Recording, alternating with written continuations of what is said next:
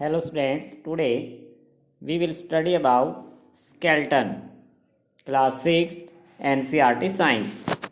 The human skeleton is composed of around 305 bones at birth.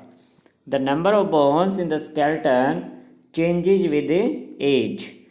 It decreases to 206 bones by adulthood after some bones have fused together.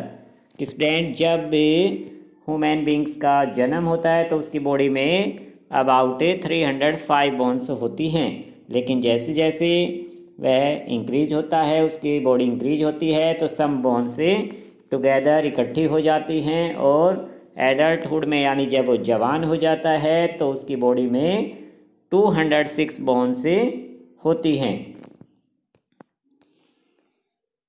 This framework is called the skeleton. Figure 8.7 में student जो figure हम देख रहे हैं इसे human skeleton कहा जाता है कि यह हमारी बॉडी का जो फ्रेमवर्क है, बोन्स का जो फ्रेम है उसे स्केल्टन कहा गया है।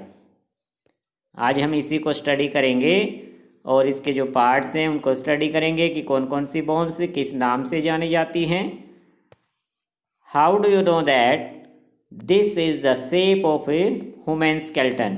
कि कैसे पता लग रहा है स्टूडेंट कि ये ह्यूमन स्केल्टन है? क्योंकि हम देख सकते हैं, हमने अपनी बॉडी देखी है, ह्यूमन्स की बॉडी को हम पहचानते हैं तो हमें आइडिया हो जाता है कि ये ह्यूमन स्केल्टन है।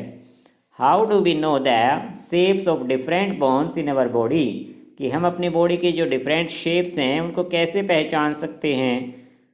We can have some idea about the shape and number of bones in the some parts of our body by filling them। कि स्टूडेंट्स हम अपने बॉडी के पार्ट्स को फिल करके, टच करके उन्हें फिल कर सकते हैं और पहचान सकते हैं कि कौन सी बोन किस टाइप की है, और नंबर ऑफ बोन्स को भी हम काउंट कर सकते हैं। One way we should better would be look at x-ray images of the human body. अगर हमें ह्यूमन बॉडी के एक्सरे इमेजेस दिखाई दे कहीं पर तो हम उस इमेज में ईजली बोन्स को ऑब्जर्व कर सकते हैं। Did you or anyone in your family ever have an X ray of any part of your body taken? Sometimes when we are hurt or have an accident, doctors use these X ray images to find out about any possible injuries that might have happened to the bones। से कि students क्या आपकी family में कभी किसी को कोई hurt यानी चोट लगी है तो उसकी एक्सरे इमेजेस से डॉक्टर क्या करते हैं, उन एक्सरे इमेजेस से पता लगाते हैं कि जो इंजरीज यानी कि जो बॉडी का जो पार्ट टूटा है उसके बारे में पता लगा सकते हैं कि कौन सी बोन फ्रैक्चर हुई है। कि डॉक्टर क्या करते हैं, एक्सरे इमेजेस निकलवाते हैं बॉडी पार्ट की और उसे देखकर ही पता लगा पाते हैं कि कौन सी बोन में फ्रैक्चर हुआ है। आपने भी ज़रूर कभी न कभी एक्सरे इमेजेस देखी होंगी। The x-ray shows the shapes of the bones in our body.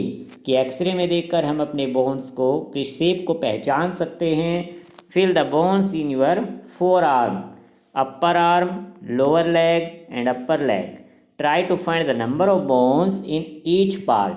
कि स्टूडेंट्स अगर हम अपनी फोर आर्म या हैंड को अगर टच करें तो महसूस कर सकते हैं कि हमारी अपर आर्म में और लोअर लेग में, अपर लेग में कितनी बोन्स हैं।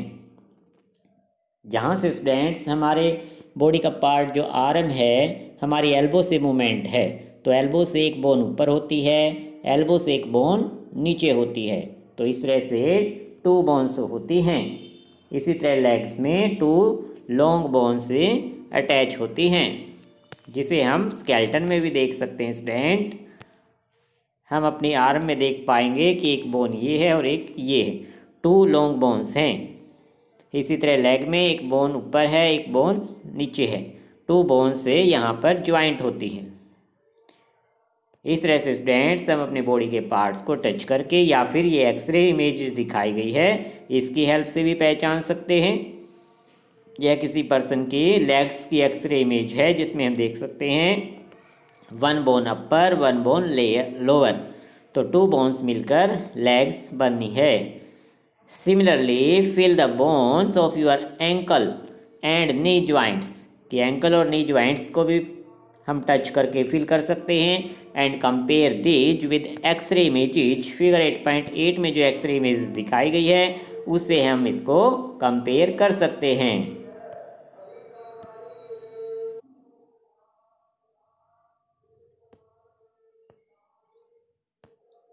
Bend your fingers. Are you able to bend them at every point? How many bones does your middle finger have? कि स्टूडेंट्स हम अपने हैंड को बेंड करें यानी नीचे की तरफ और काउंट करें कि कितनी बोन्स हैं, क्या हम हर पॉइंट पर उसे बेंड कर पा रहे हैं। ये हमारे हैंड्स की जो बोन्स हैं, फिंगर्स बोन दिखाई गई है स्टूडेंट, इन फिंगर्स बोन को हम टच करके फील कर सकते हैं। हम मिडल फिंगर में हमारे कितने बोन्स हैं स्टूडेंट, मिडल फिंगर में देख सकते हैं 1 2 एंड 3 बोन्स हमें दिखाई देंगी, महसूस होंगी अपने फिंगर में। Feel the back of your palm, it seems to have many bones, is not it? Is your wrist flexible? It is made up of a several small bones called a carpals. कि जो हमारी wrist होती है student यहाँ पर वो flexible होती है, उसे हम इधर उधर बैंड कर सकते हैं।